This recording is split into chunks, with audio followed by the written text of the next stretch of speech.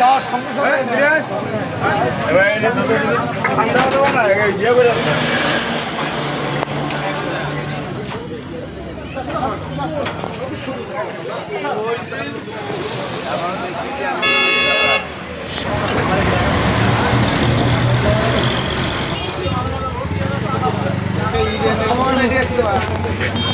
বাড়ি থেকে বাইরে দোকানে আসছি, আসিয়ে দোকানে কাজ বাজ করে করার পরে কী জানি ভাবে জানি সকেট না কী জানি এটা হয়েছে ফুটে আসছিল, যার কারণে ওটা বাসটা হয়ে গেছে। বাসটা ওই তালে উঠে গেছে, আমার বেড়ার হাতে এখানে ভাঙছি কি সুস্থি আছে না আল্লাহ দিলে, আমি যাইনি এখনো, বাইক বাড়ি নিয়ে ব্যানে চেঞ্জ করি। এখন চালের উপরে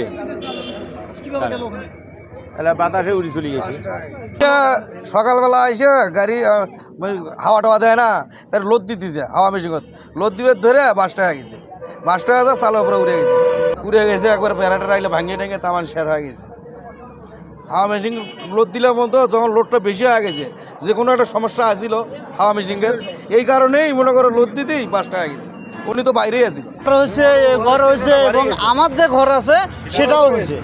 উপরে উইটা এমনভাবে বাসটা হয়েছে, উপরে উঠছে উইটা সুন্দরভাবে যায়, ওইখানে বাড়ি খাইছে, বাড়ি খায় ওটা এখানে পড়ছে, মোটর পড়ছে মনে করেন ওই পাশে যায়।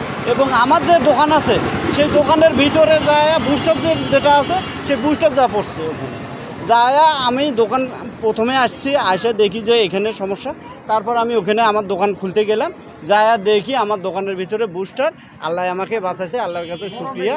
এটাই হলো কথা, বড় যে বুস্টারটা আছে ওইটা যায় আমার দোকানে পড়ে আছে, আমার দোকানের মনে করেন পুরোটাই অবস্থা খারাপ। ক্ষয়ক্ষতির যে পরিমাণটা এটা আসলে এভাবে ক্যালকুলেশন করা হয়নি, তবে আশা যারা দেখতেছি মোটামুটিভাবে লাখ 2 টাকার মতো ক্ষয়ক্ষতি এটা বোঝা যাচ্ছে প্রাথমিকভাবে, মেশিনারিজ এবং স্থাপনার প্রেক্ষাপটে।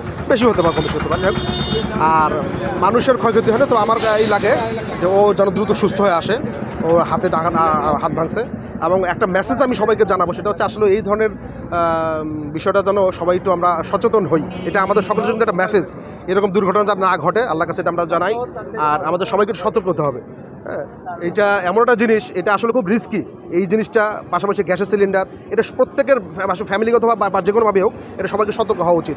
এবং এই ধরনের বিষয় যেন নেক্সট না ঘটে, এখন থেকে সবাইকে এই নিয়মকানুনগুলো মানতে হবে, কীভাবে কী করতে হয়, কোন দুর্ঘটনা ঘটবে কীভাবে ঘটবে না, এই দুর্ঘটনা থেকে বাঁচার উপায় কী, সবাইকে জেনে কাজগুলো করা উচিত বলে মনে হয়।